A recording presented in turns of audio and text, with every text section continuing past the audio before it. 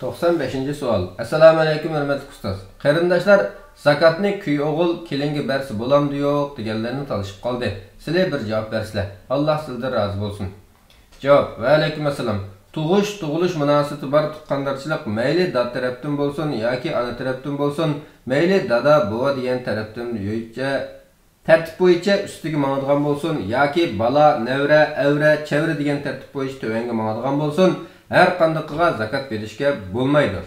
Masalan, dada tövanga mangan tartibda balasiga yoki nevrasiga yoki avrasiga yoki chevrasiga va yoki yuqori mangan tartibda dadasiga, buvisiga, buvisining dadasiga, buvisining buvisiga bersa bo'lmaydi. Yana ayolning chiqimini qamdash erning ustiga yuklangan. Shariatda o'zi chiqimini ustiga elishi belgilangan kishiga zakat berish durust bo'lmaydi. Buningga asosan zakatga loyiq bo'lgan kuy o'g'ilga zakat bersa bo'ladi. Kelinga kelsak, kelinning va bolalarning nafaqasi o'g'liga vojib. Agar o'g'li faqir bo'lsa, ota o'g'liga kelinga xarajat qilib, ularni beqish kerak bo'ladi. Ularga zakatni berish to'g'ri bo'lmaydi.